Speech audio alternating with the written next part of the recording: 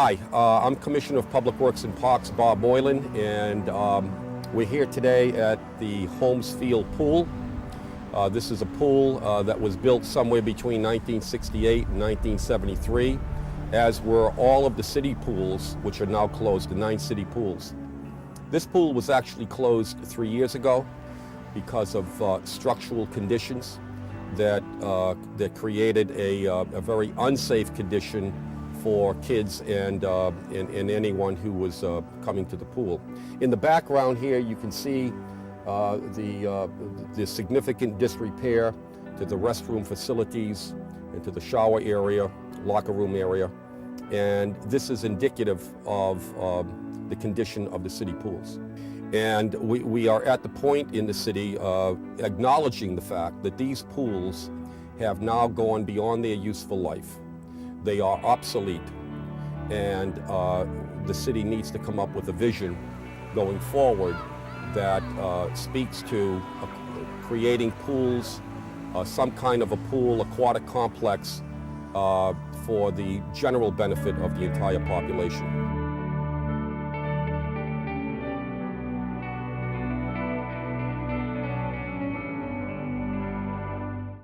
These pools are obsolete. They are never going to be returned to functionality. They're just too far gone. This pool was closed 3 years ago because of the area around the pool, the deck area.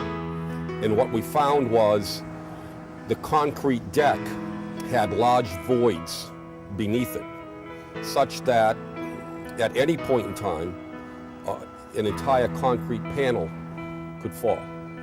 And the concern was, you know, if a group of kids were on that panel just jumping up and down, playing, it could fall. That too is indicative of the condition of the city's pools. So I don't think that there should be any doubt as to the total disrepair of the pools. These were 1970 vintage pools.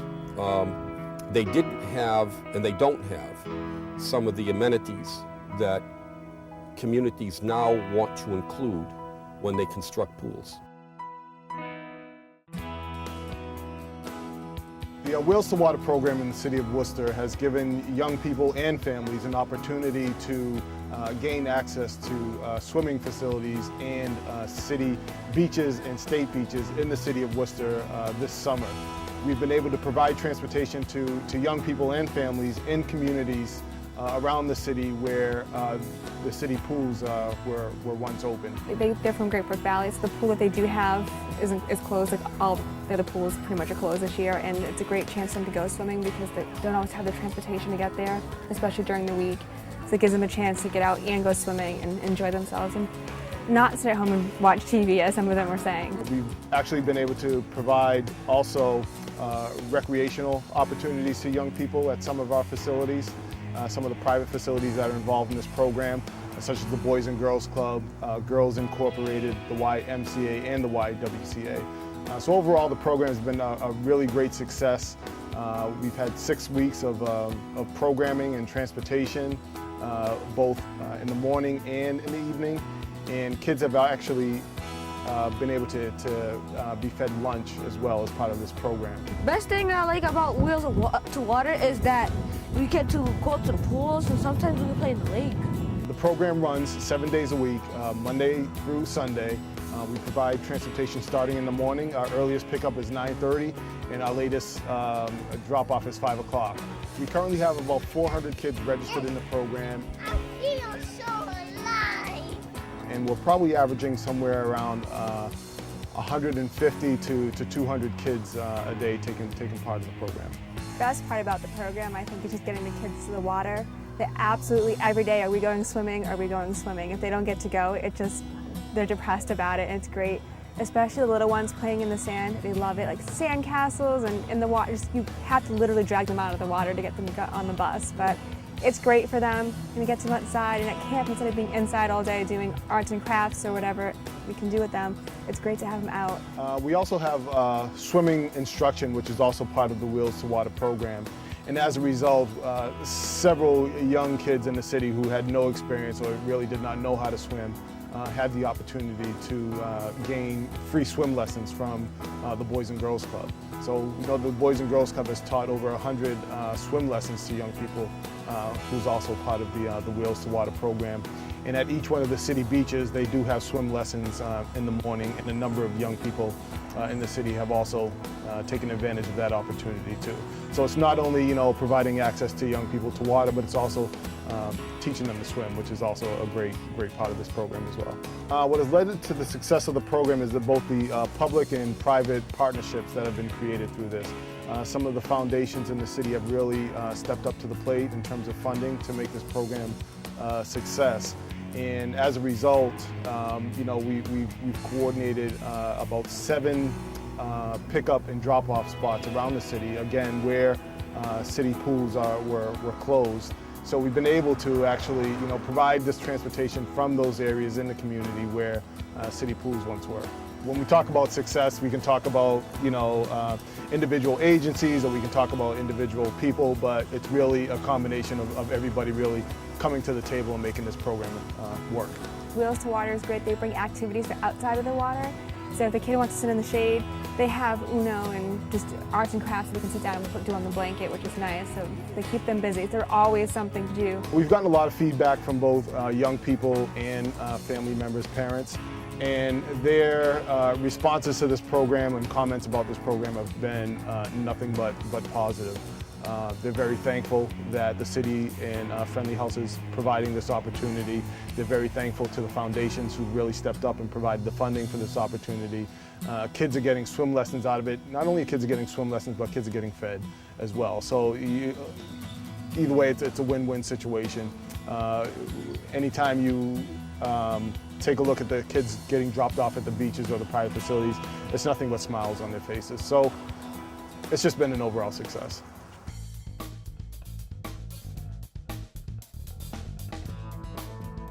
Where the city is currently, and I know you're going to be going there to take a look at the Shine Pool Complex, a pool complex built by the state at the Vernon Hill Park. The city's very much interested in the attributes of the Shine Pool Complex. When you go up there, you're going to see a marvelous locker room facility for men and women. You're going to see a changing area for infants. But more importantly, when you go into the pool area, you're going to see a large number of families. You're going to see a pool that's maxed out and people waiting in line to get in because it's such an attraction. You're going to see a range of people from infants to seniors, all involved in availing themselves of the attributes of that pool complex. Unlike the city pools, where predominantly you had an age group that was somewhere in the 9 or 10 to 14, 15, 16-year-old group, and you saw few people beyond that age group. The Shine Pool Complex has a full array of age groups that are attractive to it. You'll also see at the Shine Pool area the fact that it's a pool complex where not only the able can participate, but the disabled can participate. There's zero entry, depth entry, which is like walking into a beach. And so for those that have some disability, that feature is very significant. Unlike this kind of a pool complex, you don't have that ability. A disabled person either can't use this kind of pool or needs to find a way to be lowered into the pool. So the point of all of this is to show the public who may not have been following the debate as closely, the condition of the pools, the fact that they've reached their obsolescence. They need to be replaced. Going forward, we believe that the Shine Pool Complex is the correct way to go forward. And really the only question is, how many pools like Shine Pool should the city be building, given the city's finances, given what the city can afford, given the fact that we know what communities are doing and we know what attracts people to pools. And certainly to rebuild a 1970s vintage pool does not make sense. It's similar to demanding that we go out and buy 1970 Ford Fairlanes. for city cars or something similar to that. What'd you like best? I like the water slide. And in the sprays, I like the spray. I like the slide. That's my favorite part. That's your favorite part? I like the slide. We got a little water slide for the kids. Slide. The slide. Sounds like everybody likes the slide, huh? DCR did a whole study about what is it the people want. What is it the people want? And so they just didn't say, hey, let's go build this kind of pool. They worked with focus groups to come up with what is it the people want. And so we've got the ability to capitalize on the work of the state to understand what people want. The old pool wasn't that fun, but this pool is much more fun. We keep all the numbers with the statistics on the attendance at the pools have dropped dramatically over the last, 6 years. We've dropped from almost, I'd say, close to 50%. Because these pools are just not that attractive to the general public. And Actually, because it's mostly one level and then it goes down just so high. Yep. So with the little ones that can't swim as great, then they could go in it. My daughter could go in it. Right. I don't have to keep holding everybody. Now, for those that want to say that, well, gee, for the people living across the street, this pool was a great resource and it might not be replaced, that there's an argument there. But the fact of the matter is that with the new pools that we're talking about building, geographically spread out through the city, that it would be, I would suggest it would be relatively easy or a relatively short distance to travel from any point within the city to any one of those 5 pools. It's not going to be a big hindrance. Shine Pool Complex, I think I've touched on this, but it has a functionality and usability that hits all age groups. So from infants to seniors, there's something there for everyone, for the able, disabled. So that's why we like that complex. At the same time, we need to be mindful of, as we go forward as a city, that we can only build what we can maintain, and that we need to be mindful of how we spend the money so that we get the biggest bang for the buck.